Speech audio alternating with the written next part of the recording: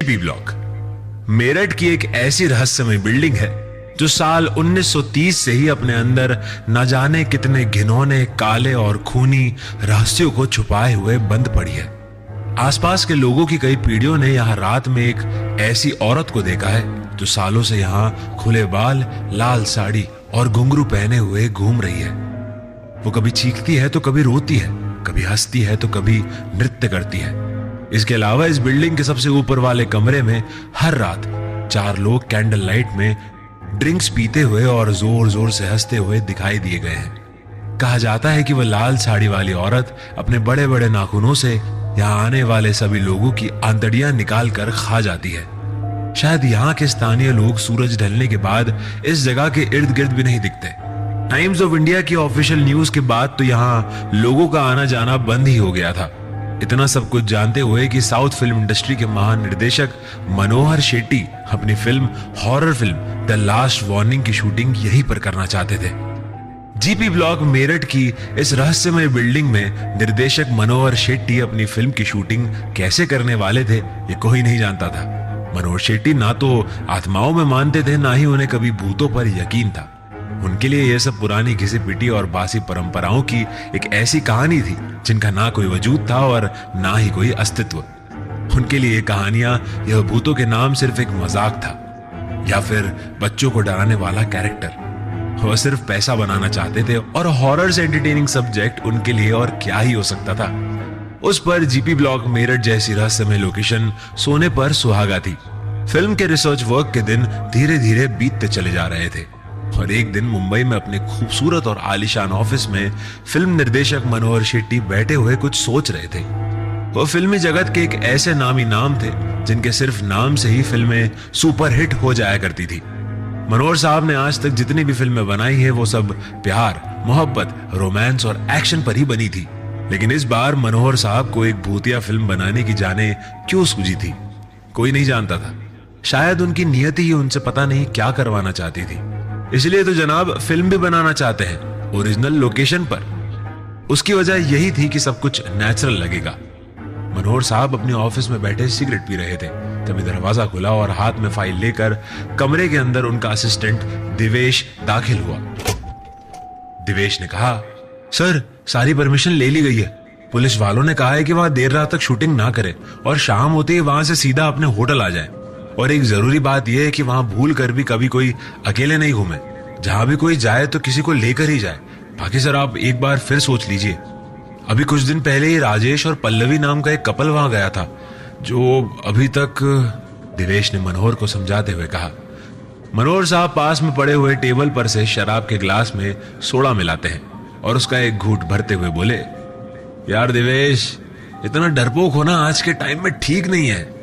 हो गया यार रिसर्च वर्क, खत्म करो अब। भाई तुम इस फिल्म के एडी हो, कोई एक्टर नहीं। दिवेश का मन अभी भी नहीं मान रहा था और उसने फिर समझाते हुए कहा, लेकिन सर आप मेरी। लेकिन मनोहर तो ऐसे बिहेव कर रहा था जैसे उसे कोई बात सुननी ही नहीं है और उसने दिवेश की बात काटते हुए कहा, देखो देखो देखो दिवेश, इस समय तुम्हारी हॉरर स्टोरी से ज्यादा जरूरी है ये हॉरर फिल्म। और वैसे भी अगर वहां सच में भूत हुए तो भी अच्छी बात है ना, अपना काम तो और भी ज्यादा आसान हो जाएगा। सारा सोचो, एक्स्ट्रा इफेक्ट्स की तो जरूरत ही नहीं पड़ेगी और सारा काम अपने बजट में भी हो जाएगा। इतना कहकर मनोहर जोर जोर से हंसने लगे, बिना ये सोचे कि दिवेश जो भी कह रहा था सच कह रहा था। मनोहर ने एक ग्लास और शराब का भरा और दिवेश को ऑर्डर देते हुए कहा, हाँ वो कास्ट को पिन कर दो, कल सुबह लोकेशन पर जाना है जीपी ब्लॉक मेरठ, इसलिए सभी काम टाइम पर होने चाहिए। दिवेश ने कोशिश की लेकिन मनोहर नहीं माने। दिवेश जाने लगा तो उसके मन में आया कि वो एक बार फिर से मनोहर को समझाने की कोशिश करे, लेकिन मनोहर उसकी बात सुनने से पहले बोल पड़े, और हाँ, अपना ये ड्रामा कास्ट के सामने मत करना। दिवेश समझ गया था कि कुछ गलत होने वाला है। वो गलत कैसा होगा वो सिर्फ ये देखने के लिए जीपी ब्लॉक मेरठ की उस बिल्डिंग की तरफ पूरी टीम को लेकर दूसरी सुबह जाने के लिए तैयारी कर रहा था। सुबह की पहली किरण के साथ डायरेक्टर मनोहर दिवेश की लास्ट वार्निंग को अनसुना करके अपनी लास्ट जर्नी की ओर निकल पड़ते हैं। रास्ते में गाड़ी कई बार रुकी, कई बार चली और आखिरकार रात के अंधेरे में ठीक 10 बजे गाड़ी जीपी ब्लॉक मेरठ पर पहुंच गई। जैसे ही गाड़ी वहां रुकी, एक जोरदार आवाज ने उनका स्वागत किया। और गाड़ी के टायर फटने की आवाज ने यह बता दिया था कि अब यहां से वापस जाना मुश्किल ही नहीं, बिल्कुल नामुमकिन है। गाड़ी के टायर फटने की आवाज सुनकर कुछ लड़कियां चिल्लाने लगी। वरुण ने बड़े ही जोश के साथ गाड़ी के ड्राइवर से पूछा, अरे ये क्या हुआ, ये आवाज कहां से आई? लड़कियों के चीखने की आवाज से दिवेश एकदम डर गया था और अपने साथ के दोस्तों से पूछने लगा, ये चीखा कौन? वरुण, प्रियंका, तुम कहां पर हो? अरे यार कोई चेक तो करो, आखिर हुआ क्या है? वरुण ने ड्राइवर से कहा, अरे कुछ नहीं सर, गाड़ी का टायर फटा है, जिसकी आवाज से प्रियंका मैडम डर गई। ड्राइवर सबकी बातों का जवाब देते हुए बोला। सब लोग जोर जोर से हंसने लगे। इतने में फिल्म की हीरोइन प्रियंका ने गुस्से में सबको झाड़ते हुए कहा, तुम लोगों को तो सब मजाक लग रहा है ना? इस वीराने में इतनी जोर की आवाज सुनकर कोई भी डर जाएगा। काश के बाकी लोग भी प्रियंका की बात को मजाक में लेने लगे। ओह कोई भी नहीं, हाँ सिर्फ तुम डर गई और इस बात को मान लो कि तुम डरपोक हो। वरुण ने उस मजाक को और आगे बढ़ाते हुए कहा, अच्छा आप सबको हंसी आ रही है ना? जब खुद पर गुजरेगी ना तब पता चलेगा। प्रियंका ने यह बात कहकर दिवेश को और डर में डाल दिया था। अब उसे सच में लगने लगा था कि शायद राजेश और पल्लवी की तरह कोई भी यहां से वापस नहीं जा पाएगा। इतने में ही फिल्म के डायरेक्टर मनोहर शेट्टी वहां अपनी गाड़ी से बाहर निकलते हुए बोले, अरे शुक्र है टायर यहां आकर फटा, अगर रास्ते में फटता तो हम सबकी बैंड बच जाती। लेकिन मानना पड़ेगा प्रियंका, क्या चीखी हो यार तुम, एकदम असली। काश शॉर्ट में भी ऐसे ही दे पाओ तुम। सभी लोगों ने मनोहर की बात सुनकर फिर से मुस्कुराना शुरू कर दिया। प्रियंका गुस्से में थोड़ी और लाल पीली हो गई थी, क्योंकि उसे उसका मजाक बनते हुए बिल्कुल पसंद नहीं आ रहा था ये सब। मतलब क्या सर, आपको हमेशा मेरी एक्टिंग से प्रॉब्लम दिखती है? देख लेना, इस बार ऐसा कैरेक्टर में उतरूंगी ना मैं, आप जिंदगी भर भूल नहीं पाओगे। प्रियंका ने डरावनी आवाज से सबको डराते हुए कहा। इतने में नीरज कंधे पर कुछ बैग उठाकर मनोहर के पास आया और बोला, अगर आपकी इंपॉर्टेंट टॉक खत्म हो गई हो तो आगे कुछ और सोचे। क्या रात यही गाड़ी के पास गुजारने का प्लान है? नीरज इस फिल्म के कैमरामैन है, जिसे ज्यादा बातें करना पसंद नहीं है, लेकिन शराब सामने हो तो फिर कुछ कहा नहीं जा सकता। मनोहर नीरज की बात को समझ गया। यार देखो, मैं कहता हूं कि रात बहुत हो गई है और हम सब थक भी गए हैं, इसलिए 2-2 पैक मारते हैं और सुबह की सुबह देखेंगे, मनोहर ने नीरज से कहा। सभी लोग अपना अपना सामान लेकर जीपी ब्लॉक मेरठ की बिल्डिंग के अंदर चल पड़े। एक और घुंघरुओं की आवाज से सारा माहौल डरावना होने लगा। दूसरी ओर सब लोग उस घर के अंदर ऐसे मुस्कुराते हुए जा रहे थे जैसे कोई अपने आखिरी सफर पर जा रहा हो। और दिवेश की जान अभी भी निकली हुई थी। घर का दरवाजा खुलता है और प्रियंका बेहोश होकर जमीन पर गिर गई। मनोहर की जैसे जान निकल गई और दिवेश भागता हुआ घर से बाहर भाग आया। ऊपर के कमरे में मोमबत्ती की रोशनी में 4 लोग हाथ में शराब का ग्लास लिए बातें कर रहे थे और उस घर की सीढ़ियों से लाल साड़ी में खुले हुए बालों में घुंघरू की आवाज करते हुए एक लड़की आती है। कुछ लोग भागते हुए जाकर पानी ले आए। प्रियंका को जगाने की कोशिश की जा रही थी। तभी प्रियंका एकदम से जागती है और सब डर जाते हैं और वो सभी को देखकर मुस्कुराने लगती है। कैसी लगी मेरी एक्टिंग सर? थी ना एकदम असली? प्रियंका ने बहुत ही स्टाइल से अपने डायरेक्टर मनोहर से कहा। अरे हाँ अच्छी थी, लेकिन कैमरे के सामने नहीं थी ना, इसलिए कुछ कहा नहीं जा सकता। मनोहर ने बात को मजाक में उड़ाते हुए कहा और सब लोग कमरों में जाने लगे। बिल्डिंग की लाइट आ जा रही थी, इसलिए सब लोग अपने फोन की टॉर्च के सहारे ही घूम रहे थे। बिल्डिंग में एक बिल्ली भी थी, जिसे देखकर प्रियंका बड़ी खुश हुई और उसने उस बिल्ली को अपनी गोद में उठा लिया। मनोहर ने सीढ़ियों पर चढ़ते हुए प्रियंका को बिल्ली के साथ देख लिया। अब इसके साथ मत खेलती रहना, कल सुबह जल्दी उठना है, याद रहे। ये कहकर मनोहर अपने कमरे में चला गया और प्रियंका बिल्ली से बात करती रही। आपने कुछ खाया या नहीं? चलो मेरे कमरे में, मेरे पास आपके लिए बिस्किट है बढ़िया वाले। और बिल्ली को लेकर अपने कमरे में वो चली गई। बाहर दिवेश गाड़ी में डर से कांप रहा था। तभी विवेक उसके पास आया। सर आप यहां हैं? मनोहर सर कब से आपको ढूंढ रहे हैं, वो बोला और गाड़ी का दरवाजा खुलने लगा। दिवेश ने गाड़ी का दरवाजा अंदर से बंद करके रखा हुआ था और दिवेश अब वहां 1 मिनट भी नहीं रुकना चाहता था। अगर दिवेश को गाड़ी चलाना आती तो वो अब तक वहां से गाड़ी लेकर अकेला ही निकल गया होता। विवेक ने फिर से कहा, अरे सर वो प्रियंका जी नाटक कर रही थी, मतलब हम सब भी डर गए थे, लेकिन आप तो जानते हैं ना कि वो पागल है। सर ने पता नहीं क्यों ही रख लिया उन्हें फिल्म में। अरे सर आप बाहर तो आइए, चलिए, नहीं तो सर से मुझे डांट पड़ेगी। मैं कहीं नहीं जाऊंगा और हो सके तो तुम भी मत जाओ। दिवेश ने विवेक को हड़बड़ाते हुए आवाज में कहा। एक काम कीजिए सर, शीशे भी बंद कर लीजिए, भूत शीशों से भी अंदर आ सकते हैं। विवेक ने दिवेश को मजाक में लेते हुए कहा और दिवेश ने सचमुच गाड़ियों की खिड़कियां बंद कर ली और खुद को गाड़ी के अंदर लॉक कर लिया। विवेक वहां से मुस्कुराता हुआ वापस बिल्डिंग की तरफ चल पड़ा। दिवेश की हालत आहिस्ता आहिस्ता खराब होने लगी।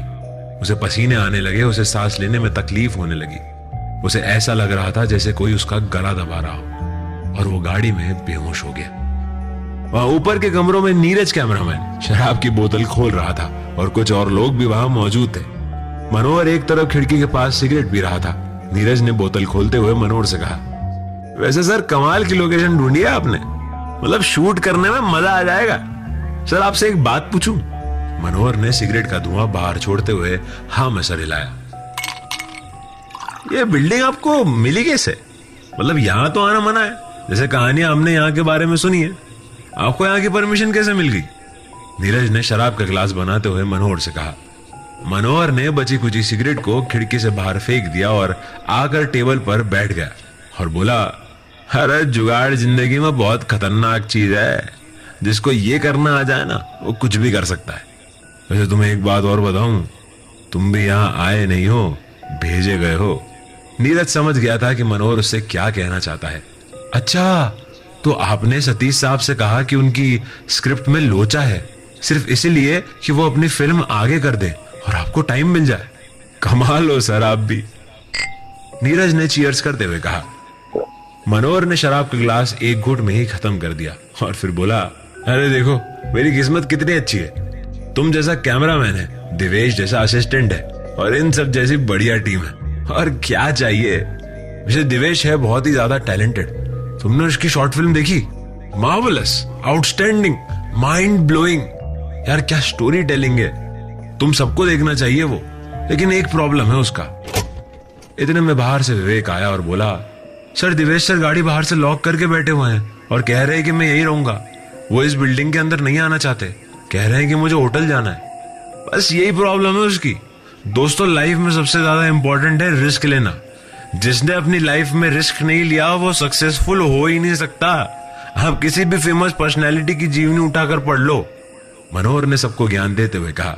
तभी एक असिस्टेंट मनोहर के पास आकर सवाल पूछने लगा, सर आपको नहीं लगता कि यहाँ शूट करना मतलब ये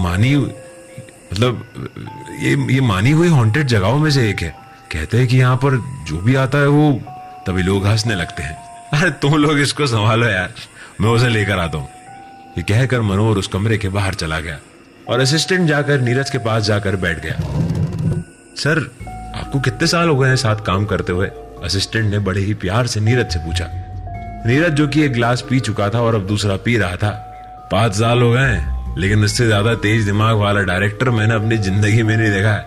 3 में से 2 फिल्मों के लिए अवार्ड ले चुका है वो। असिस्टेंट जैसे नीरज को कुछ समझाना चाह रहा था।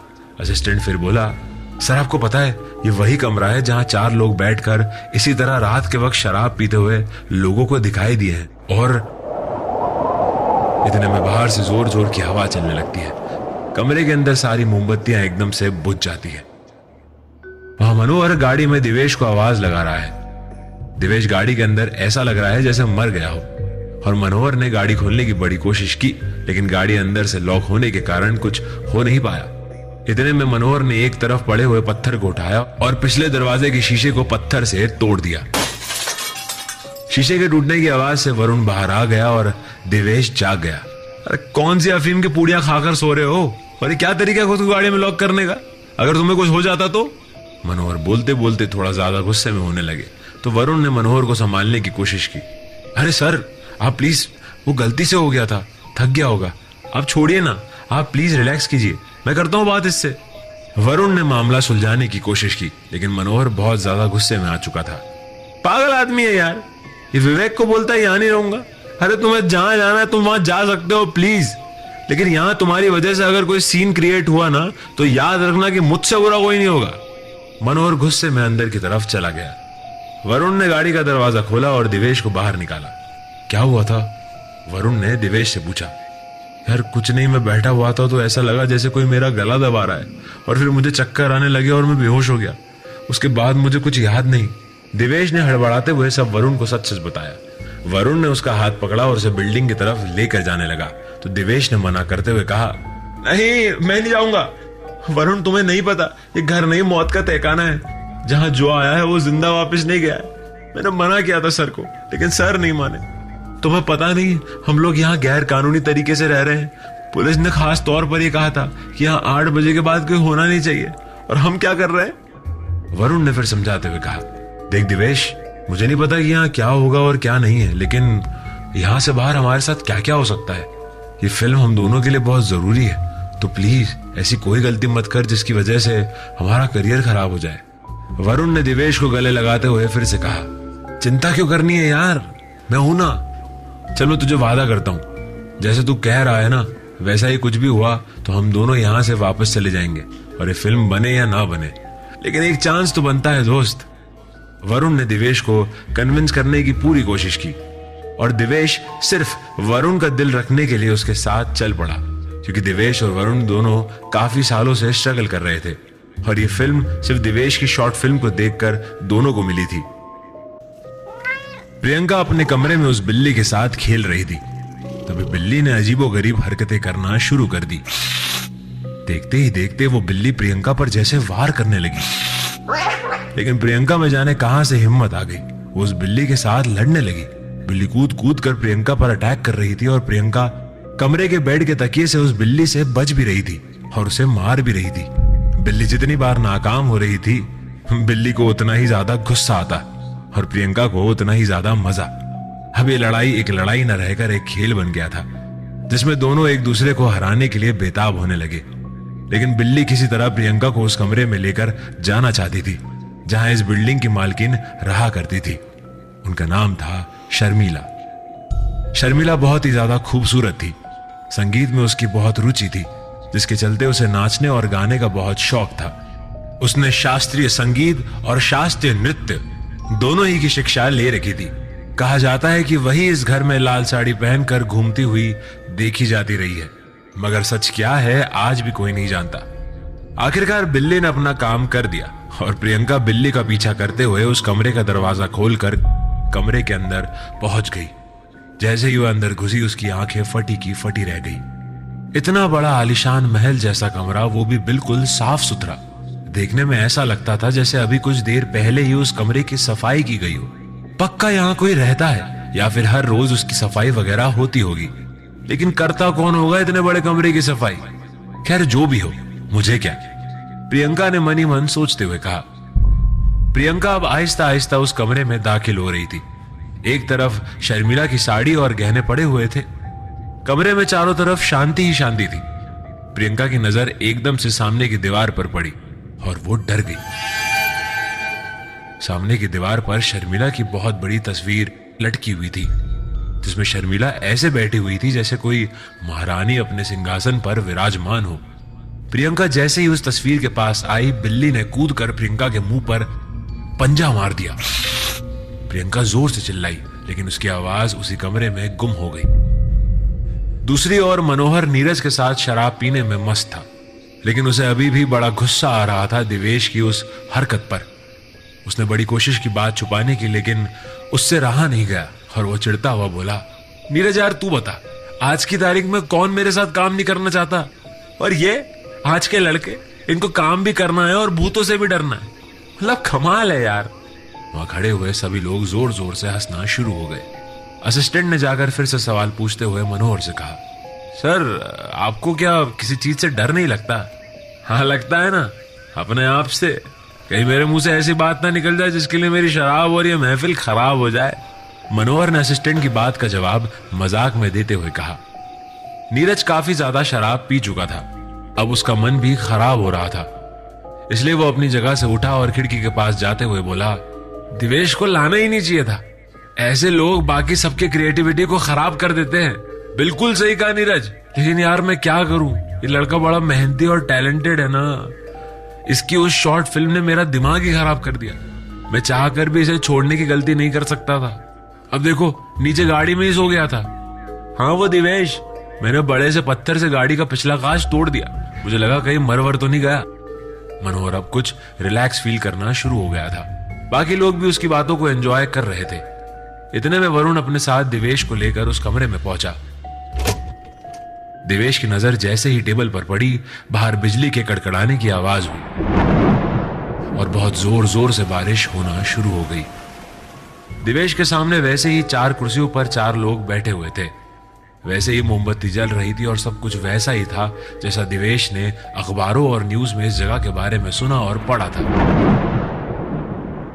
वह नीचे कमरे में प्रियंका के मुंह पर बिल्ली के पंजों के निशान बन गए थे और उसके मुंह से खून भी निकल रहा था। उसने उसी कमरे के बाथरूम में जाकर पानी से मुंह साफ करने की कोशिश की। प्रियंका ने जैसे ही अपना चेहरा शीशे में देखा, उसके चेहरे पर कोई निशान था ही नहीं। प्रियंका एकदम से दंग रह गई, क्योंकि थोड़ी देर पहले उसके उस चेहरे पर निशान था। उसने अपने हाथों में देखा, उसके हाथ में खून भी नहीं रहा। उसे लगा शायद उसने गलती से ये सब इमेजिन कर लिया था। अब प्रियंका वापस उस कमरे में आई और शर्मिला के कपड़े और जेवर को देखकर बड़ी खुश हो गई। वह उन्हें पहनने की कोशिश कर रही थी कि तभी दीवार पर लगी तस्वीर आहिस्ता से हिलने लगी। वह मनोहर दिवेश को देखकर बहुत खुश हुआ।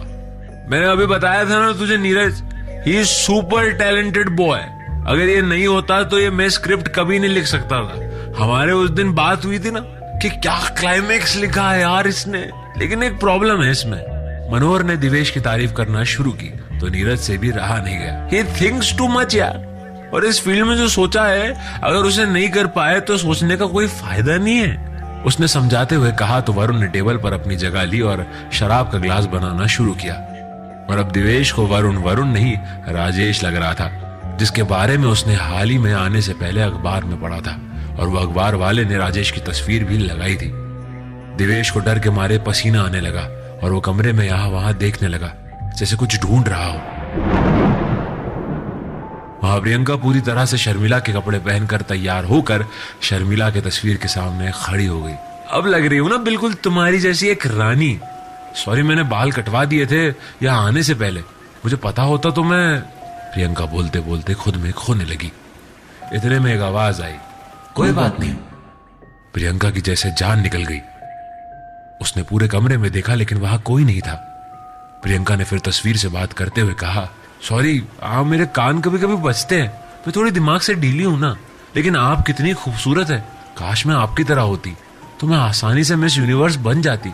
सीरियसली काश मैं।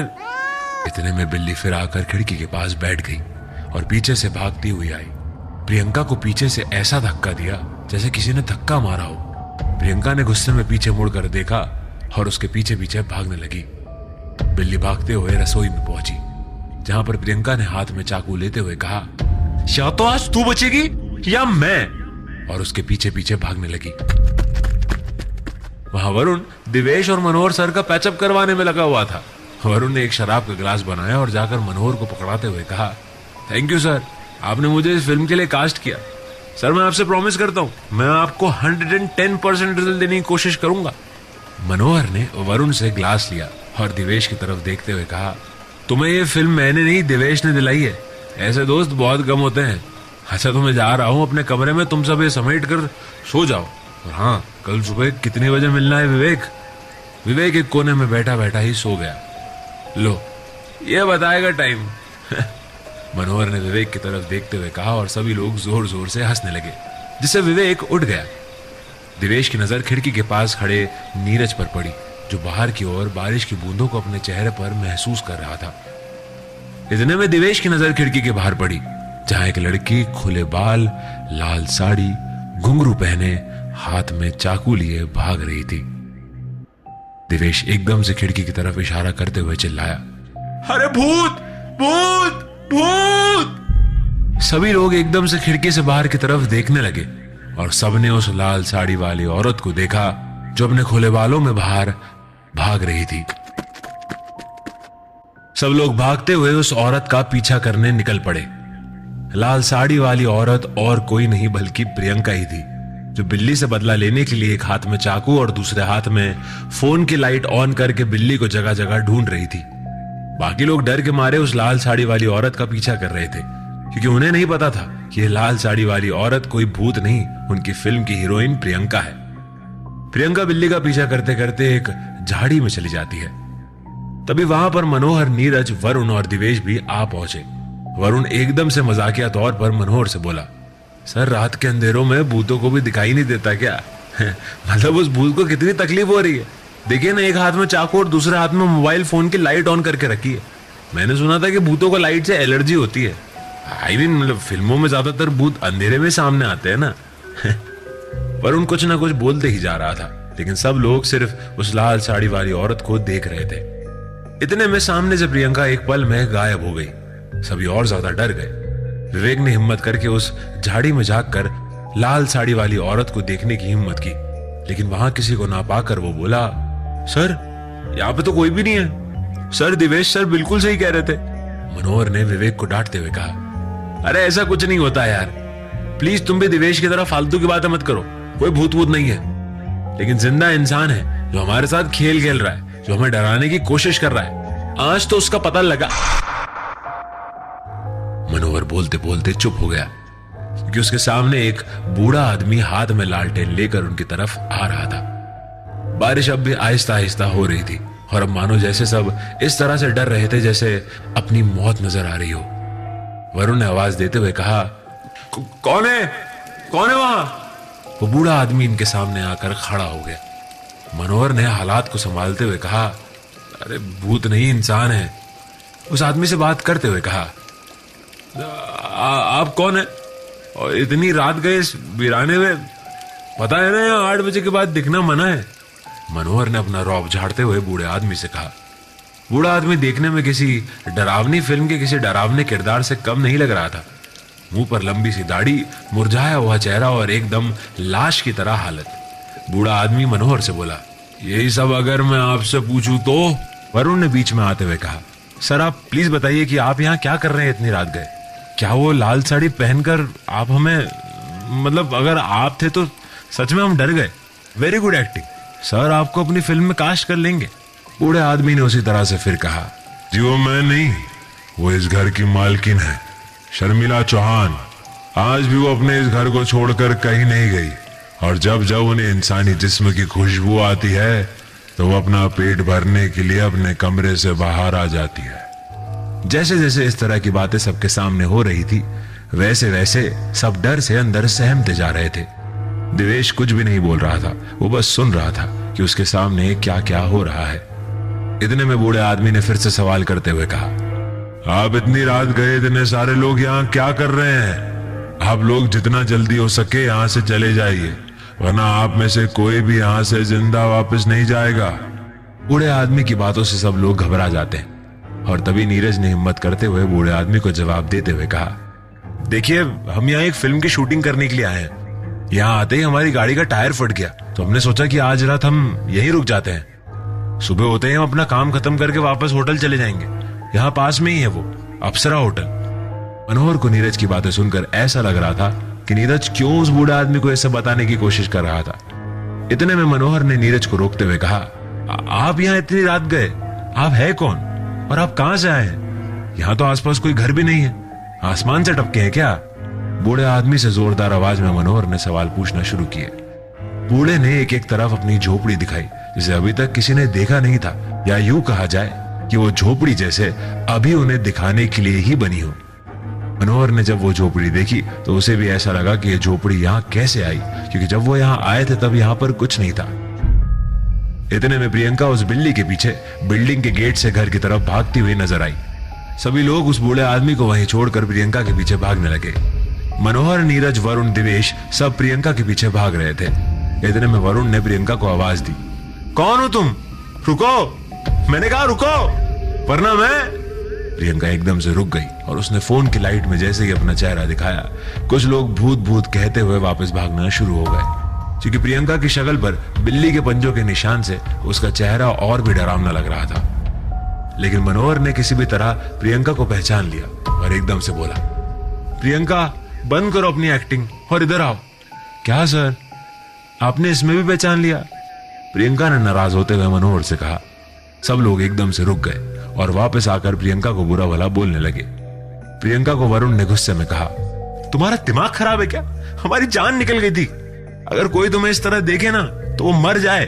और ये तुम्हारे चेहरे पर निशान कैसा? प्रियंका एकदम से निशान सुनकर हैरान हो गई और बोली, उस कमरे में बिल्ली मुझे मारना चाहती थी, उसने मुझ पर अटैक किया, उसका पंजा मेरे चेहरे पर लगा था, लेकिन जब मैंने उस कमरे के आईने में देखा तो मेरा चेहरा ठीक था, लेकिन सच में निशान है क्या? इतने में वरुण ने उसकी फोन से तस्वीर ली और उसे दिखाई। ये देखो। प्रियंका जोर जोर से रोने लग गई। हे भगवान, मेरा चेहरा, अब मैं कौन सा मुंह लेकर घर जाऊंगी? और सर, आपका कितना नुकसान हो गया। सर, आप प्लीज मुझे इस फिल्म से मत निकालिएगा, प्लीज सर। मनोहर ने प्रियंका को संभालते हुए कहा, ठीक है, जो हुआ सही हुआ है। वैसे मुझे तुम्हारा यही लुक चाहिए था। पहले फिल्म का सेकंड हाफ शूट कर लेंगे, उसके बाद तुम्हारा चेहरा ठीक करके फर्स्ट हाफ शूट कर लेंगे। कैसा आइडिया है नीरज? नीरज ने हाँ में हाँ मिलाते हुए सर हिला दिया। काफी देर से चुप दिवेश ने प्रियंका से पूछा, तुम्हें ये कपड़े कहां से मिले? प्रियंका ने दिवेश को बताया, वहां एक बहुत खूबसूरत कमरा है सर, उसी कमरे में सारा सामान पड़ा हुआ था।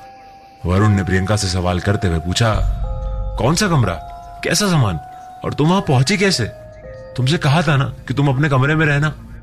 यार, मैं अपने कमरे में ही थी, इतने में एक बिल्ली मुझे मिली। मैंने उसे बिस्किट खिलाए, पर फिर वो मेरी जान लेने की कोशिश करने लगी। मैं उसका पीछा करते करते उस कमरे तक पहुंची थी, और वहां से सब कपड़े और जेवर, सर वहां और भी बढ़िया सामान रखा हुआ है, फिल्म में काम आने लायक। मनोहर ने अपनी जेब से सिगरेट का पैकेट ढूंढने की कोशिश की, लेकिन पैकेट कमरे में रह गया।